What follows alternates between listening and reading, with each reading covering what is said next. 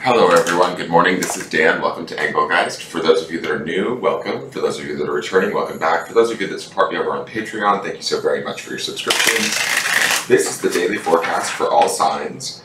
It is a broad spectrum reading that is shared collectively, so please, if it applies to your life, feel free to use it. It is originally intended for Thursday, the 11th of August, the full moon, and the full moon is in Leo, I believe. No, Venus enters Leo. The full moon, is it in Leo? I don't know. It might be in Leo. We'll see. Anyways, if you're watching this on a different date other than August 11th, that's okay. If it still applies to your situation, utilize the reading. Please check out my drop-down menu underneath the video. In there is house rules, things I want you to think about while utilizing the channel, what decks I'm using, how to contact me for a private reading, follow me on social media, and how to support the channel. Easy ways to support the channel, please hit that thumbs up button if you enjoy the content, subscribe to the channel, share the channel out with your friends, and leave me a question or comment on the video so I know that you're watching, that these readings are making sense, that sort of thing. Hold on one second, I gotta go kill my dogs. 1 second. I think they're being quiet now. Sometimes when they're quiet, it's even worse than when they're making a lot of noise, but I can hear them knocking furniture around. Alright, let's see what the cards have to say today.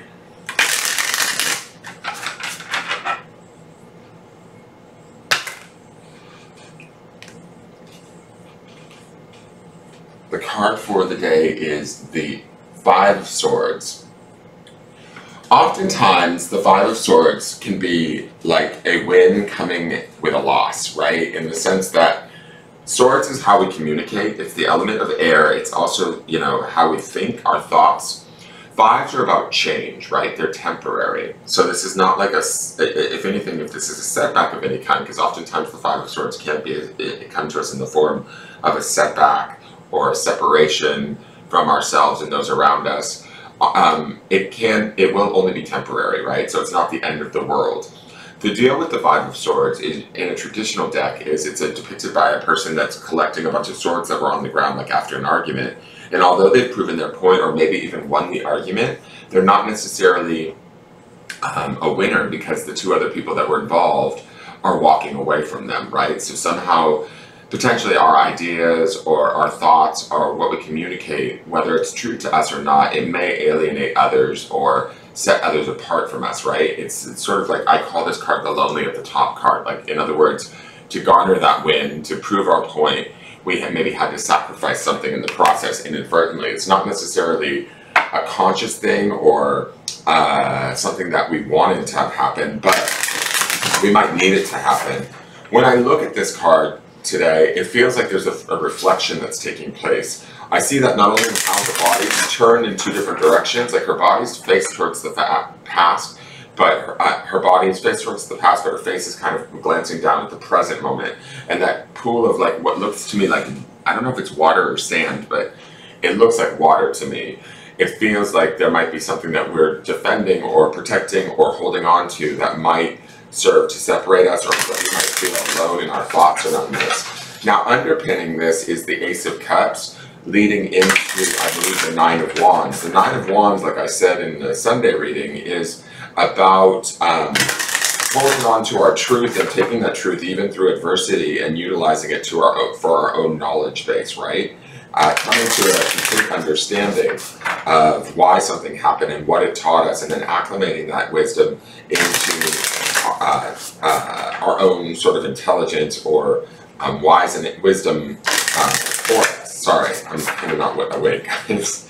So when I see this Five of Swords, it's making me think about, coupled with the Ace of Cups from the midweek and the Nine of Wands at the end of the week, it feels like even though we might be sort of defending our stance or trying to hold true to what we know to be true, I feel like this is actually a good thing, right? It's teaching us in some way to stand in our own truth, to hold on to that truth. And even if we have to lose something in the process, and it doesn't mean that it's something major, it just means that change is taking place. There's a shift that's happening. And in that shift, we're required, like the question is, do we stay true to ourselves, or do we continue on doing things that aren't necessarily serving us, or thinking things, communicating things, you know, getting involved in arguments or whatever for the sake of trying to prove our point. Is it really worth it, right? When I see the Ace of Cups there, it's, to me, an idea of an emotional well-being, or a new emotional stance, a new perception, a new, you know, way of looking at things or interacting with a situation or person that may not be the easiest with those 5 of Swords there, but it is our truth, right? And so when I see her holding on to this sword, it's like we're carrying or holding on to what we know to be true for ourselves. And in my opinion, it's important, because the Ace of Cups is about emotional renewal. So, and then the 9 of Wands is about, you know, through adversity, that wisdom or that experience teaching us something that empowers us ultimately, even if it's not the most easy sort of lesson or knowledge, that like the situation maybe wasn't so easy to go through, but we've learned and progressed, grown from it, and we're actually better off because of it. So when I look at this 5 of Swords, it's about holding on to our truth, not necessarily alienating people, but understanding that, you know, maybe how we see a situation or what we're communicating is really important. And we may only have just that, right? That's sort of also that singular sword in her hand. And that might be what we walk away from a situation, person, or place with, is just our own truth. There's something to be valued in that, right? There's nothing wrong with that. So holding on to that, you know, I don't want you to wield it in a way that's harmful to others, and I don't get that feeling that we are, but I do feel like we're not necessarily completely settled or happy with the outcome. There is like a little bit of a forlornness for her, but I do feel like the fact that this is a 5, which indicates change, and the fact that she's sort of heading away from us means that we're potentially taking a new path, potentially taking new thoughts or new ideas and standing by them and holding firm with them. For our own betterment, ultimately. Now let's look to the Shamanic Medicine Oracle. Tree of Life, Conception. I love this acorn here with the star up above to me, and I love the green band, which to me signifies the heart chakra and healing. Conception is maybe there's a new idea that we have, or a new thought, a new perception that we need to hold true to. It's going to give birth to another aspect of ourselves, or a different awareness. The acorn indicates that, being like a sort of a seed that grows into a mighty oak. And this awareness, and I don't know why, but that star and that acorn are pulling my attention in the card. It feels like it's a higher sense of intelligence, right? Maybe something from our higher self, our own intuition, but whatever it is, we need to hold on to it and allow it to sort of come to light, be birthed, and grow. And that might be what we're holding on to this week or this day, in an effort to grow ourselves, our intelligence, our wisdom, our clarity, all of those sort of things. And it feels, when I look at this card, divinely inspired, or coming from a higher awareness, you know, our own personal higher awareness. So others may not completely understand it, right? So allowing this to be born, even if it's through some sort of, you know, difficulty in a way, allow it to like create itself, or begin to emerge in a way, right? And then allow it to grow. And we might need to hold on to it and grow it in the face of other... Wait, where is this card? Is it Conception? Conception, yes. Oh my god, there's no definition for this card in the book. Why am I... Wait a second. It goes from cave, conch shell. It should be before conch shell. What? Wait a second, is this... Hold on one second, this is not... They're normally in alphabetical order, but I'm not seeing this one in the book. I'm going through all of them just to see. This would be so weird if this is not in the book. Maybe because it's green, it has something that's set somewhere else in the book. I'm looking through now. Give me 1 second.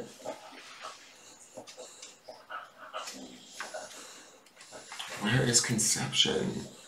Because conception should be right before conch shell, in between that and cave, and I don't see it. One second, guys. I'm going through every page in the book just to see. There's literally no, hold on.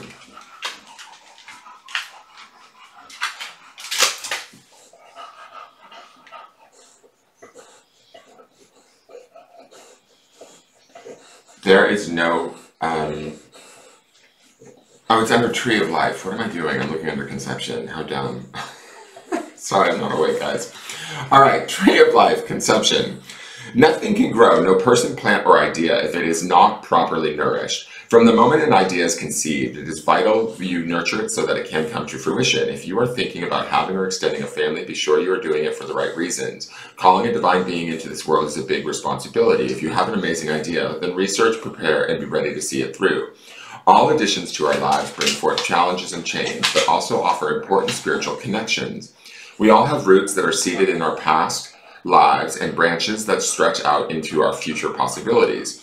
How you tend to your tree affects what it produces, either a healthy apple or spoiled fruit.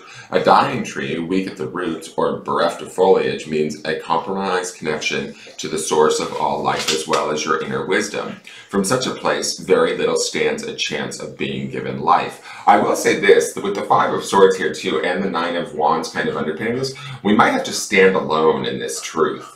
Really hold on to it, and even if things start to fall away, fall apart, or change, we have to believe that there's a higher growth and understanding here that we need to stick to or hold on to. The Tree of Life revealed. Ancient and modern religions use the Tree of Life to symbolize the process of attaining wisdom or enlightenment. The Kabbalah, Axis Mundi, and the Bodhi tree are all prime examples. The tree is a pillar of strength, a connection between realms, and a symbol of balance. Trees remind us that of the importance of nurturing ideas from tiny seeds if you want them to thrive and bear fruit. Other divinatory meanings. Solid preparation is key to your success. Take responsibility for your actions. A new idea needs careful planning and consideration.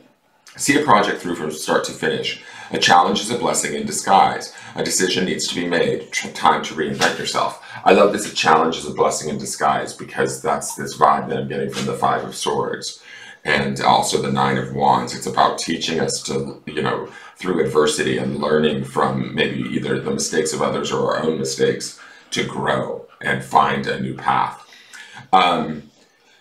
Tree of Life speaks from first small seed to mighty tree, be sure to learn from all you see. Keep roots healthy and leaves in light. Enlightenment awaits, joy in sight. So we are turning a corner, and that joy in sight also would be indicative of the Ace of Cups that we just saw in the midweek. So there's something that's being, born or coming forth to us that, although it's new and different, it's worthy. It's definitely for our own highest sort of good.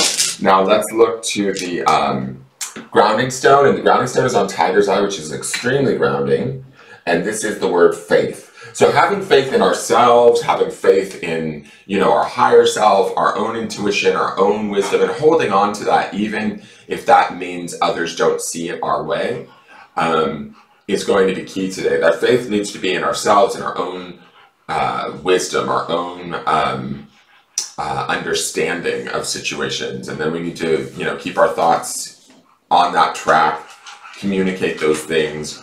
Maybe we don't have to prove it to anyone else, but we certainly need to hold on to it long enough or strong enough that we can grow it and allow that conception or that aspect of the seed to sort of flourish and build into something new for ourselves. Does that make sense? Remember, underneath this is that the grounding stone from the week is about nature, and I always refer to that back to like our own true nature. There could be an aspect of ourselves or a new area in our lives or how we see a situation or perception or interact in our world that is changing, right? And that we need to pay attention to and have faith in, right? That we're making the correct decision. We're taking the proper stance. We're doing maybe what's best for us rather than what's best for those around us.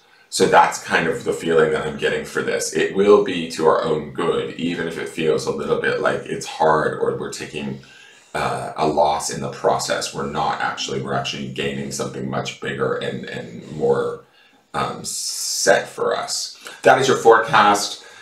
Thank you so much for tuning in, you guys. I really appreciate it. For those of you that do watch daily, thank you so much for your attendance and viewership.